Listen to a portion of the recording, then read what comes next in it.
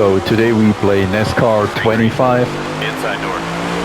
by a company called iRacing, and I was playing NASCAR 21 Ignition before this game came out.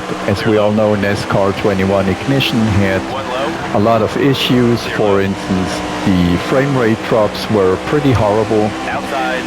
Now, Inside now. it's better here, 3 wide. but to be fair, I'm really not so much satisfied with NASCAR 25. Outside door. Number one, so the graphics do not look like 2025 to me, especially if you compare this game to, let's say, Gran Turismo 7 on the PS5 Pro.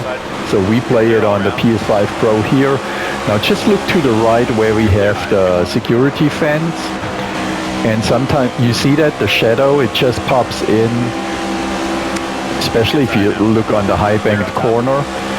That's number one I don't like. Then we have like micro frame rate drops even on the PS5 Pro, which I'd say it's just ridiculous because you don't have that on Gran Turismo 7. And now look to the right again, you see that shadow, how it's kind of following, so it means it's not rendering all the scenes correctly. Then what also stands out, sometimes if you look at the back of cars in front of us, you see that the livery actually, it's not, I'm not saying changing, but it pops in and out sometimes.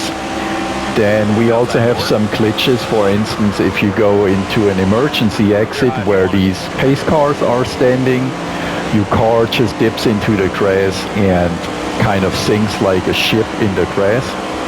Now, don't get me wrong, it's a good game. It didn't get patched yet because it just came out this week.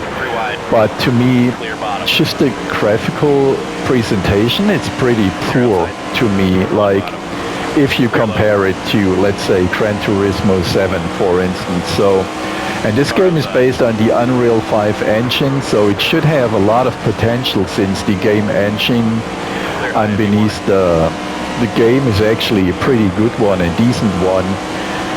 And so I hope with some TLC and some patches this game will be better. But on the other hand, nowadays you expect really that you buy a game, it's not good, and then they patch it over time to make it a good game.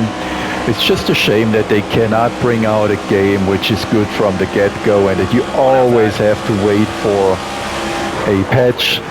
But still, the game is okay, but I had higher hopes for it, and that's why I'm maybe a little bit disappointed. Outside door.